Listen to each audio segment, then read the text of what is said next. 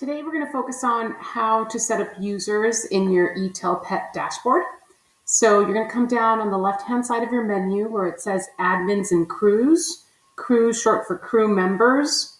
And you have three different areas here: admin users, your crew members, and then the different roles and permissions that you can set.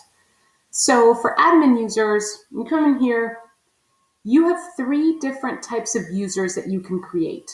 So an administrator role is what I'm using right now, which lets you do everything inside the dashboard. You don't need a PIN to do anything.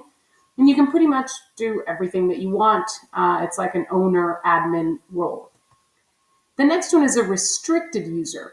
So a restricted user has access to the dashboard and then whatever areas of the dashboard you want to give them access to. So in the restricted user, people have to enter their PIN in order to get to different places. The register user is for the cash register. So that's for your checkout stations inside your store.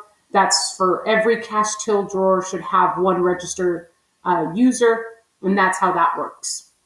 So if you set up a restricted role, they have access to the dashboard, but they have to use their PIN in order to do things. So how do you set up PINs? You can set up whatever kind of role that you want to set up. So you could have like an operator role, front clerk, maybe you have a key holder role, whatever kind of role you want to set up. So to set up your role, so let's say a key holder.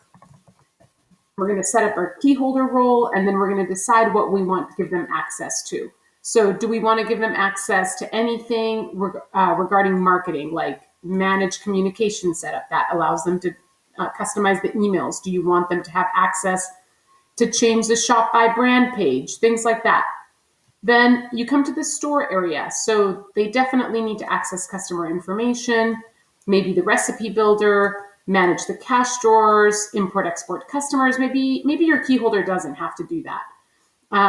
Do you want them to be able to manage the customer tax exempt flag and maybe discounts and orders and store credit and gift cards and manage the customer types or update the customer types, issue refunds? So you probably want them to do all of that sort of stuff.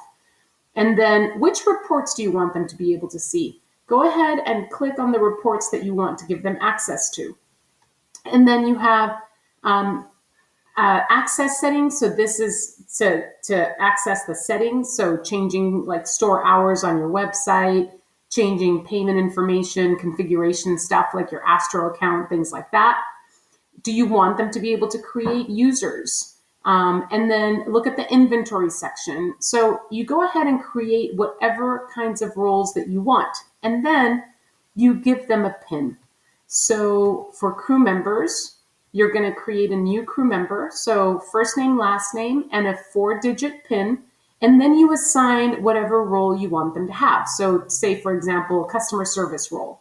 So when the register is open in your store, you need the PIN to do things. And that's going to say, okay, that was that person that did this. That was that person that did that.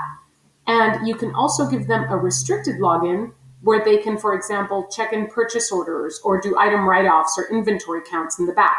That can be a restricted user. You don't need to give them a register login. They can use a restricted user, and with their PIN, they can do whatever they need to do.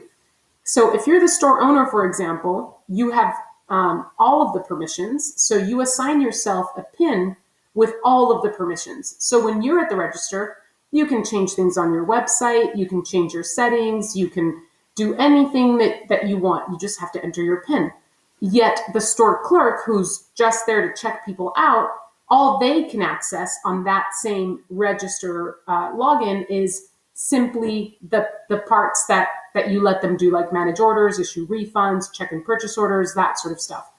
So coming back to the users that can log in and have access to the dashboard, because it's the user that gives you access to the dashboard, you have three types. Your administrator, they can do everything. It's what I'm using right now, no PINs. Restricted, it's a restricted login. So whatever permission that PIN has, is what it's going to allow you to do. And then the register, which is tied to a cash till drawer and counts the cash that's expected and things like that. I hope you find this helpful. If you have any questions, please reach out.